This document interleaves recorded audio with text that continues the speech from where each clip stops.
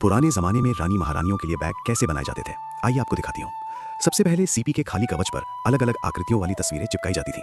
फिर उसी नमूने के अनुसार उन्हें बहुत सावधानी से काटा जाता था, क्योंकि सीपी के कवच में मौजूद प्राकृतिक चमक किसी भी इंसान को तुरंत आकर्षित कर लेती है। अब दूसरी खास सामग्री होती थी लाल चंदन की लकड़ी। आज इस पर फिल्में बन चुकी हैं, लेकिन उस समय रानियां इसे बेहद शुभ मानती थीं और राजाओं को आकर्षित करने के लिए लाल चंदन से बनी वस्तुएं अपने पास रखा करती थीं।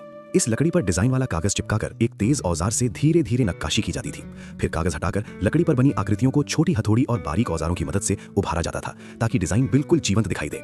इसके बाद पहले से काटे गए सीपी के टुकड़ों को इन नक्काशीदार खानों में बड़ी बारीकी से चिपकाया जाता था। सीपी की चमक रोशनी पड़ते ही अलग अलग रंगों में झिलमिलाती थी और यही बैग की शाही पहचान बनती थी। कारीगर अपनी कला का कमाल दिखाते थे। जो जितनी बारीकी से छोटी छोटी सजावट निखारता, उसका बैग उतना ही महंगा बिकता। सीपी के अलावा छोटे रत्न, पत्थर और रंगीन मिट्टी का भी उपयोग किया जाता था।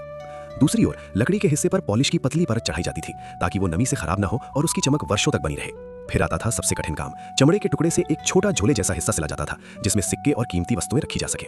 चमड़ा मजबूत, टिकाऊ और राजसी माना जाता था। अंत में मजबूत धागों से दोनों लकड़ी के हिस्सों के बीच चमड़े को हाथों से बुना जाता था, ताकि बैग लंबे समय तक सुरक्षित और शाही उपयोग के योग्य बना रहे। और इस तरह तैयार होता था वो बैग जो सिर्फ रानियों की पसंद नहीं, बल्कि शान की निशानी भी होता था। उस समय इसकी कीमत लाखों में आंकी जाती थी। सच बताइए, अगर आप उस दौर में होते तो क्या इसे खरीदना चाहते?